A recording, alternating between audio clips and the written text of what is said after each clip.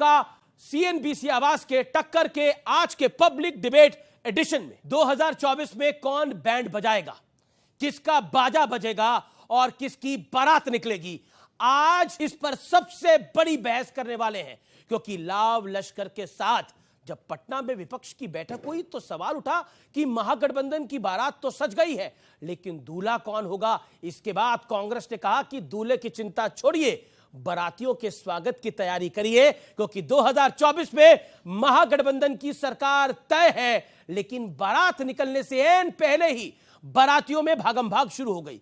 शरद पवार की पार्टी दो टुकड़ों में बंट गई और इन सब के बीच विपक्ष को मिल रहे झटकों का सिलसिला यही नहीं थमा। सूरत की कोर्ट के बाद अब गुजरात की हाई कोर्ट ने भी राहुल गांधी को कोई राहत नहीं दी है और मोदी सर ने मामले में दोषी राहुल को 2 साल की सजा बरकरार रखी है। यानी मौजूदा स्थिति के हिसाब से राहुल गांधी 2024 का चुनाव नहीं लड़ सकते हैं। और इसी बीच प्रधानमंत्री मोदी ने विपक्ष पर तीखा प्रहार वार करते हुए कहा कि सभी भ्रष्टाचारी एक साथ आ जाएं या फिर कितनी भी साजिशें कर ले मेरे खिलाफ, भ्रष्टाचारियों को मैं छोड़ूंगा नहीं। यानी क्योंकि उन्होंने यह भी कहा जो डर जाए वो मोदी नहीं। लेकिन सबसे बड़ा सवाल है, क्या एक के बाद एक झटकों के बीच क्या विपक्ष 2024 की मजबूत तैयारी कर पाएगा? आज इसी सवाल पर होगी देश की सबसे बड़ी बहस, 2024 का बैंड बाजा और बारात।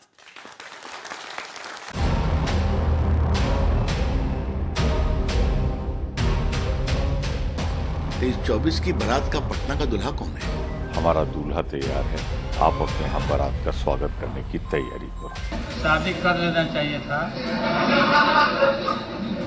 और अभी भी समय गया बीता नहीं है। शादी करिए और हम लोग बाराती चले। 2024 का चुनाव बैंड बाजा बारात की धुरी पर घूम रहा है। बीजेपी पूछ रही है कि विपक्ष का दूल्हा कौन है, तो कांग्रेस ने एक वीडियो जारी कर न सिर्फ बीजेपी को बल्कि विपक्ष को भी सियासी संकेत देने की कोशिश की।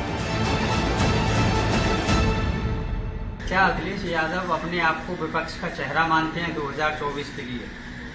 हमारे पास बहुत चेहरे हैं, जब समय आएगा तो हम लोग तय कर लेंगे। वॉशिंग मशीन है ना भाजपा, लेकिन इनका पाउडर खत्म हो रहा है, टाइमलाइन खत्म हो रहा है, अब मैन्युफैक्चरिंग बंद हो जाएगा। दूल्हे की तलाश के बीच प्रधानमंत्री मोदी ने पूरे विपक्ष को खुली चुनौती दे दी।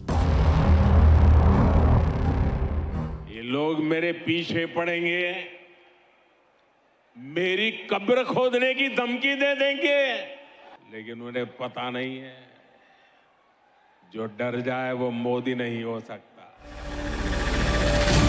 अब सवाल है कि विपक्ष की पूर्ण एकता से पहले ही महाराष्ट्र में किला दरक गया। अब बिहार में भी चाचा भतीजे के रिश्तों में खटास आने की खबर है। सूत्रों के मुताबिक विधानमंडल दल की बैठक में नीतीश कुमार आरजेडी की एमएलसी सुनील सिंह पर इसलिए भड़क गए क्योंकि उन्होंने बीते दिनों अमित शाह के साथ फोटो खिंचवाई थी। इस पर सुनील सिंह ने नीतीश कुमार को डटकर जवाब दिया। गर्मागर्मी बढ़ी तो तेजस्वी यादव को बीच बचाव के लिए आना पड़ा।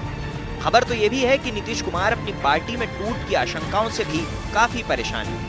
ऐसे में सवाल यह है कि सजने से पहले ही बिखरती दिख रही विपक्ष की बारात आगे कैसे बढ़ेगी, और अगर बढ़ गई तो दूल्हे वाली महत्वाकांक्षा का त्याग क्या कोई कर पाएगा? तो स्वागत है आपका एक बार फिर 2024 के इस बड़े कार्यक्रम में जिसका नाम है बैंड बाजा और बारात। ये कोई फिल्मी कहानी नहीं है, ये राजनीतिक पटकथा है जो बीते हफ्ते हमने देखी। मेरे साथ बात करने के लिए गौरव भाटिया हैं, भारतीय जनता पार्टी के राष्ट्रीय प्रवक्ता, सुप्रीम कोर्ट के सीनियर एडवोकेट। मेरे साथ रोहन गुप्ता है, पार्टी कांग्रेस के प्रवक्ता, खासतौर पर अहमदाबाद से आए हैं आज इस चर्चा में हिस्सा लेने के लिए। मेरे साथ राजकुमार भाटी हैं, प्रवक्ता समाजवादी पार्टी से, जोरदार तालियों से इनका भी अभिनंदन। मेरे साथ बृजमोहन श्रीवास्तव हैं, उनका अभिनंदन है, प्रवक्ता एनसीपी के शरद पवार यानी शरद पवार गुट के। मेरे साथ मृत्युंजय तिवारी हैं, प्रवक्ता आरजेडी के, उनका भी अभिनंदन है, खासतौर पर बिहार से आए हैं। यानी आज बिहार से, महाराष्ट्र से और अहमदाबाद से हमारे साथ खास मेहमान हैं, उनके लिए, तीनों के लिए जोरदार तालियां। और जो हमारे दिल्ली के मेहमान हैं उनके लिए भी तालियां, और जनता जनार्दन के लिए जोरदार तालियां।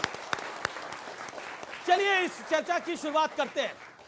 जब मैं इस कार्यक्रम को करने आ रहा था तो मुझे लगा कि बैंड बाजा बारात कार्यक्रम का नाम है, तो कई लोगों ने पूछा ये फिल्मी कहानी है, लेकिन कहानी फिल्मी तो नहीं है, लेकिन जो बीते हफ्ते हमने रोहन भाई देखा वो जरूर किसी फिल्म के ट्रेलर से कम नहीं है।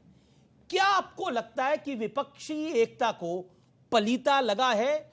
बिहार में जिस शब्द का बहुत और उत्तर प्रदेश के भी कुछ इलाकों में इस्तेमाल होता है, क्या विपक्षी एकता को पलीता लगा है? 50 सेकंड, योर फर्स्ट रिमार्क्स। देखिए, बैंड बाजा जो है भाजपा के अहंकार का बजेगा जी। और बारात जनता की निकलेगी, क्योंकि तो ही महंगाई जाएगी और तो ही बेरोजगारी जाएगी।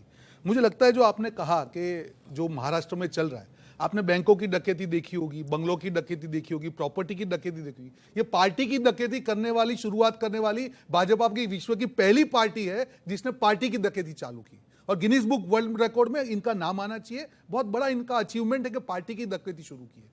देखिए अमीश भाई, जनता जनार्दन सब देख रही है जिस प्रकार से महाराष्ट्र में खेल हो रहा है। अभी आपने कहा, मोदी जी का भाई और बहनों, मैं एक भी भ्रष्टाचारी को नहीं छोड़ूंगा। बिल्कुल, उनकी पार्टी ने पालन किया उनके आदेश का, उनको छोड़ा नहीं, उनको अपने साथ लेके आ गए। और ये वॉशिंग मशीन देखिए, एक ऐसा वॉशिंग मशीन है कि भाजपा का सिंबल भी आने वाले दिनों में वॉशिंग मशीन होगा। जो भी अंदर जाता है साफ हो जाता है। 70,000 करोड़ का भ्रष्टाचार 4 दिन में साफ कर पाए, ये सिर्फ भाजपा का। आपने एक बड़ी लाइन बोली, आपने बोला पार्टी की डकैती हुई है।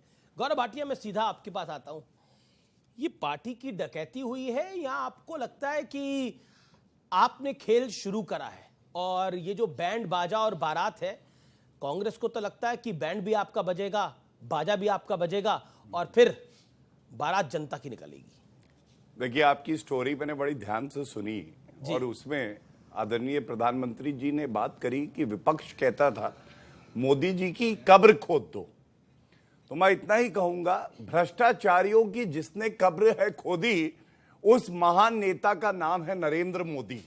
पहली बात। दूसरा, लेकिन एक सवाल आपने बोला भ्रष्टाचार की कब्र खोदी, जिसका उसका नाम है नरेंद्र मोदी। बिल्कुल, आप अपनी पार्टी